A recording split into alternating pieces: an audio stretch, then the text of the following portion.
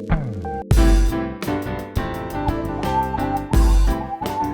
there, welcome to Yaki Talks Games. I'm your host, Yaki Margulies, and today we're going to look at a title that has taken the board game world by storm, becoming an instant classic fairly quickly and creating its whole universe, an empire of various games under this title.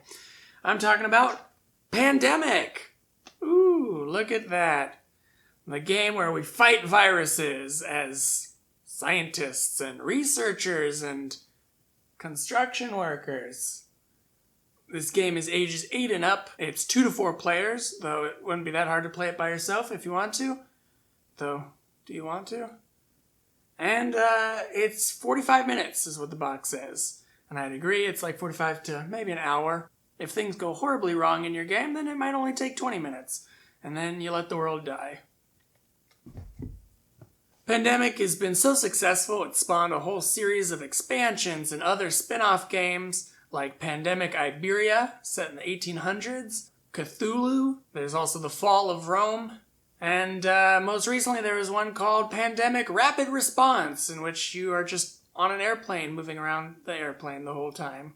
It also inspired Pandemic Legacy, which I will talk about briefly at the end. So what is it about Pandemic that made this such a successful game that spurred all these other games? Let's find out. In Pandemic, each player will take on a different role, like the scientist, the researcher, the quarantine specialist, the medic, the contingency planner. There's a lot of roles, each one comes with its own fun little colorful pawn.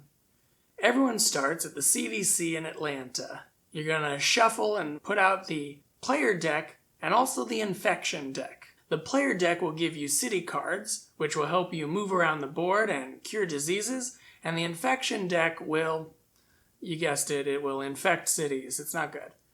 However, in the player deck, there's also one bad kind of card, the famed, infamous is maybe the better word, epidemic cards.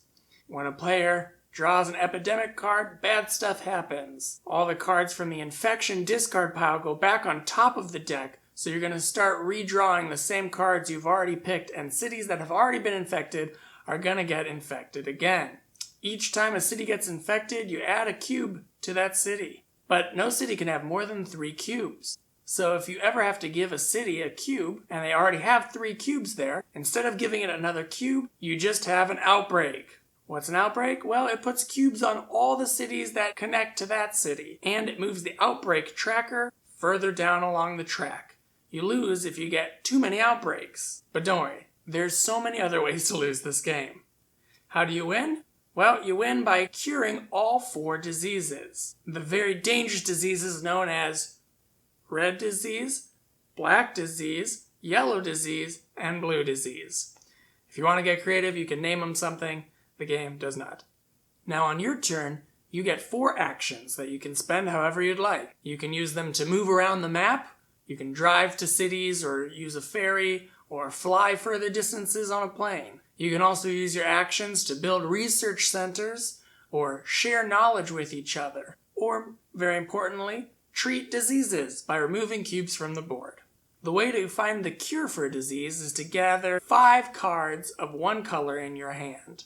If you have 5 red city cards, or 5 yellow city cards, or whatever, you can then go to a research center and cure that disease. After you've used your 4 actions, then you draw 2 cards from the player deck.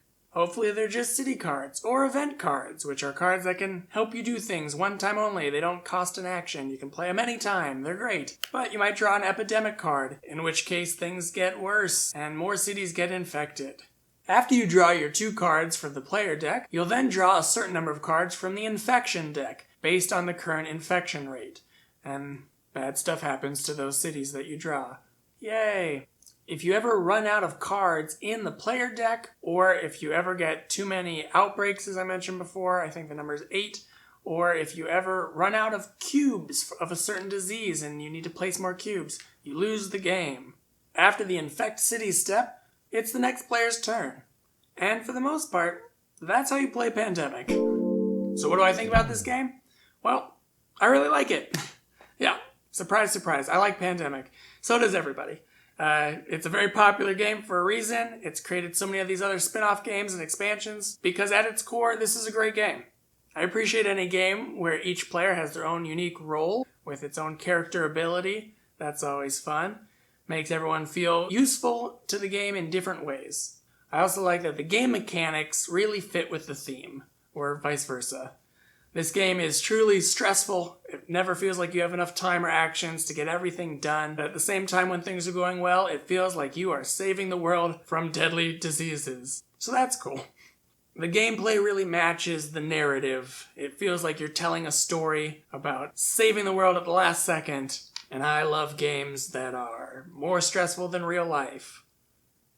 I also like to take into account the art and components of any game, and again, this is another game that looks nice. The board matches the tone of the game. It's all fairly serious subject matter, but it looks great when you're playing it on the table.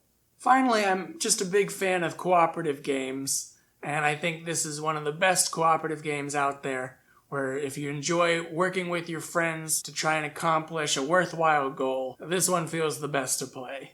Now, perhaps one negative of this game that has to do with that cooperative nature is that if there are more experienced players involved, they might know what to do for their turns, but then they might tell you what to do on your turn too if you're newer to this game. There's nothing to prevent players from sort of taking over and just telling everyone what to do and what's the best strategy. So it would be nice if there was something to sort of keep players a little bit more in check so that everyone feels like they're in control of their own character and is contributing to the game. But overall, this is a great game. It's very satisfying to remove the cool-looking colored cubes from cities and use your character's special powers and save the world. There aren't too many themes that have a better goal than just saving the whole planet. Now, if that sounds like a fun theme and a fun game to you, you might want to also check out the Legacy versions. I mentioned those before. In Pandemic Legacy, you're playing the game, for the most part, with a few changes, but you're playing this over a campaign of about 12 to 24 games of Pandemic.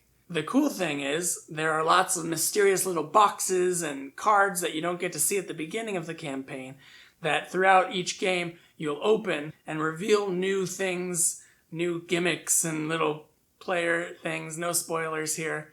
And it incorporates some of the expansions that already existed into this one mega story of trying to cure the world. So if you're already a fan of Pandemic Legacy Season 1 is also a lot of fun.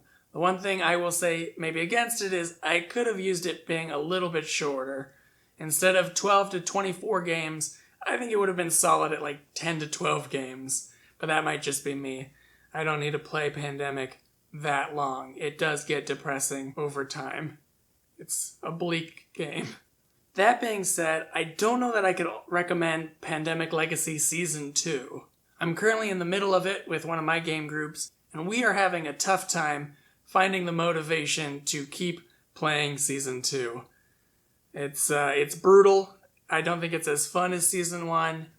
The gameplay itself has changed a little bit, and it's, again, too long. So we've been taking breaks to play other games to cleanse our palates, which I don't know if that's the greatest sign of a super strong Legacy game. So I'm not sure about Season 2, but if you like Pandemic, Season 1 is very cool.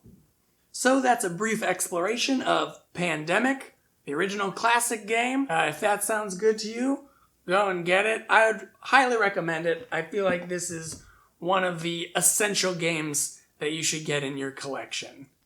As always, thank you for watching. Like and subscribe, please. That would be cool. Check me out on social media and tune in for future reviews from Yaki Talks Games. See ya.